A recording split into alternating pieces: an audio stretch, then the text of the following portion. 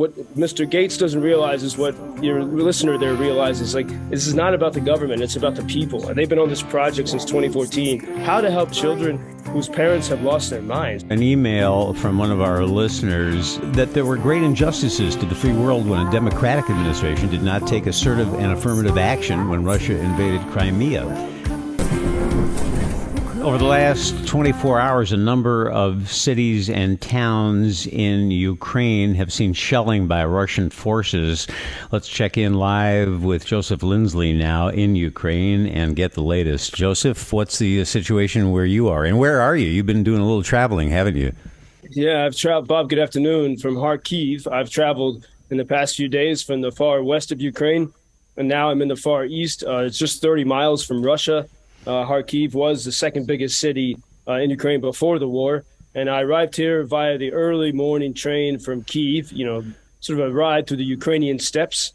When you're on the train, usually there's a bad signal, so you don't quite know what's going on.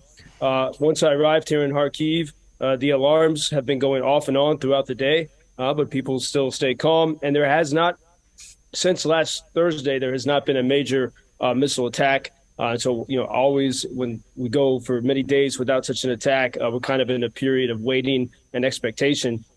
One thing I notice as, I've been to Kharkiv many times, almost once a month. It is kind of chilling, even just to say those words, 30 miles from Russian territory, not from occupied, but actual Russia. But I see places that were destroyed, even in the city center, that they are already rebuilding, including the main government building. And so you see the rebuilding happen even while the threat continues. Maybe back in the summertime, you would see soldiers come into Kharkiv for a lunch break in between going to fight the Russians. And now you see much less of that because the front lines are much further away. So there is some new sense here, but there still is a very real possibility that there could be missile strikes, as tends to happen here a few times a week. There've been people they had kind of a sleepless night last night with many alarms through the night. Just about an hour ago, and actually, by the way, I'm speaking to you from a building that was hit by Russian artillery shelling months ago, and it's now been repaired. And the businesses are there's a restaurant and everything is back, coming back to life. A few hours ago, I met with the Rotary Club of the city. Rotary, of course, was founded in Chicago, so a nice connection. And as they were meeting, they said, we are business people, but there is no business. And now their business is helping in every possible way. And it was really powerful to watch these city leaders sit around, very calm, but very urgent and focused on how they can solve all kinds of problems that come up. For example, how to help children who've been orphaned. To create, make sure that they're taken care of, including especially psychologically. What kind of supplies do they need to get to the frontline soldiers or to the few citizens left in Bakhmut?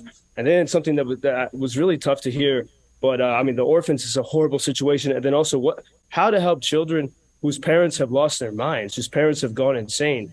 And, here in Kharkiv, since 2014, since the Maidan Revolution of 2014, people in, the war has been close to here. Russians occupied the city for a couple days back in 2014. And so they've kind of lived with this threat for a longer time than most Ukrainians. And as one of these business people said, there are different people who are tired and exhausted, and they really need our help. And so as I talk to these business leaders, everyone ggets tired, but these people band together and they say, we must be strong for everyone else. And so that's really what they talked about this program they're creating for elementary school students on survival skills and, how to build a fire, first aid, and even to show them what happens if you step on a landmine so that the kids will, as they said, to become aware of war and after war problems. And, just imagine kids having to see pictures of what happens if you're too careless in the forest because it could kill you. And that's really, you see how real all of this is and how dangerous it is and difficult it is. The way of life in war. Where you are, Joseph, in Kharkiv, we're told that the shelling by the Russians damaged the police department building, apartment buildings, and warehouses. One reported death and injuries also reported. So the targets are still mainly civilian, aren't they? Yeah, well, a lot of that is because, for example, when there's artillery fire, and this is a lot of villages in the Kharkiv region outside of the city, they're constantly shelled, including many of these villages that were liberated recently.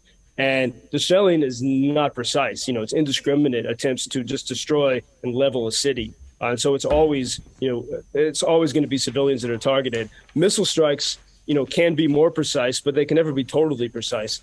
And so, you have the two different threats you face. And when you have these, for example, in Kharkiv, most of the attacks on the city are trying to destroy the infrastructure. And that's why the power system is weakened.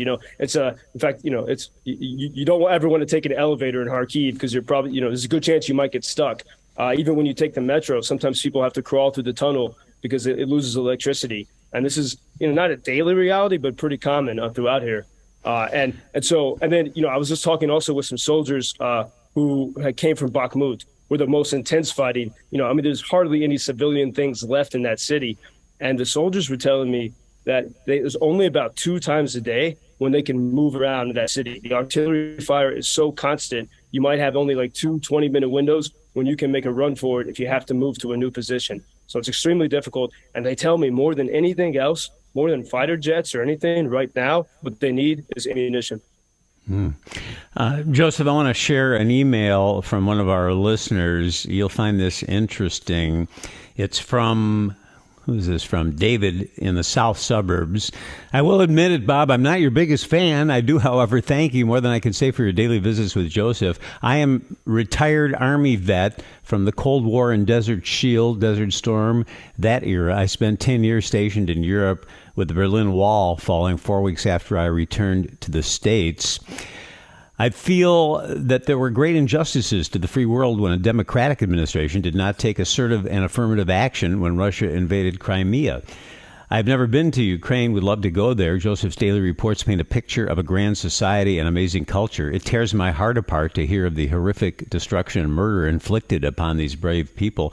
If we don't take every opportunity to ensure they prevail, we are worthless as a nation and will reap our rewards as karma dictates. If we are afraid to act due to the nuclear threat, we have already lost.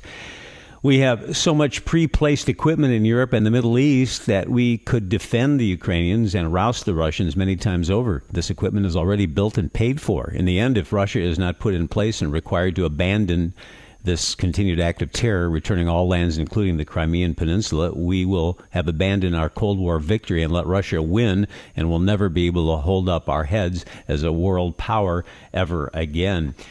Best regards to you, Bob, and a hearty handshake, pat on the back, and standing salute to Joseph and the Ukrainian people. Pretty interesting from a veteran, Joseph.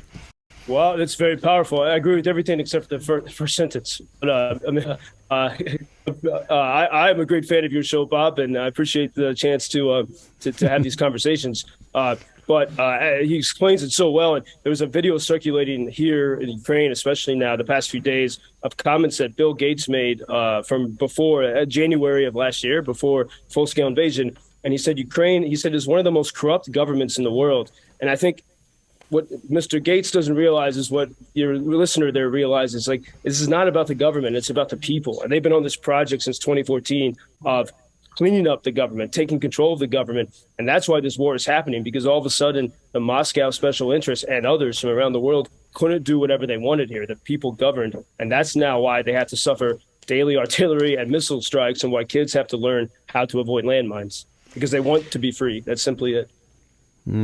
Joseph Lindsley in Ukraine, and continued safe travels to you, Joseph. We look forward to our conversation, as always, tomorrow. Thank you, Bob. Joseph Lindsley, world's most interesting man. This I find in my garden. It's piece from rocket. Help us to win in the war.